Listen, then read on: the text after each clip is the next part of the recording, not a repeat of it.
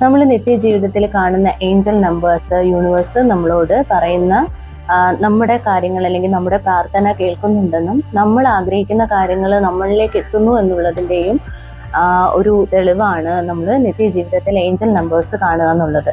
അപ്പോൾ നിങ്ങൾ ശ്രദ്ധിച്ചിട്ടുണ്ടാവും, ചില ഏഞ്ചൽ നമ്പേഴ്സ് നമ്മൾ റിപ്പീറ്റ് ചെയ്ത് കാണാറുണ്ട്. ചിലപ്പോൾ നമ്മുടെ ഫോണിൽ യാദൃച്ഛികമായിട്ട് നോക്കുമ്പോൾ സമയം ഇപ്പോൾ 111 111, അപ്പോൾ ആ സമയം നമ്മളൊരു ഏഞ്ചൽ നമ്പറാണ്. അതുപോലെ 222, അങ്ങനെ നമ്മളൊരു സമയം യാദൃച്ഛികമായിട്ട് നമ്മുടെ ഫോണിൽ 444 ഇങ്ങനെയൊക്കെ റിപ്പീറ്റ് ചെയ്ത് വരുന്ന നമ്പേഴ്സ് യൂണിവേഴ്സ് നമ്മളോട് കണക്ട് ചെയ്യുന്ന, അല്ലെങ്കിൽ നമ്മുടെ പ്രാർത്ഥന കേൾക്കുന്നുണ്ട്, നമ്മുടെ എനർജി ആയിട്ട് യൂണിവേഴ്സിൽ കണക്ട് ആവുന്നുണ്ട് എന്നുള്ളതിൻ്റെ ഒരു തെളിവാണ് ഈ ഏഞ്ചൽ നമ്പേഴ്സ് എന്ന് പറയുന്നത്.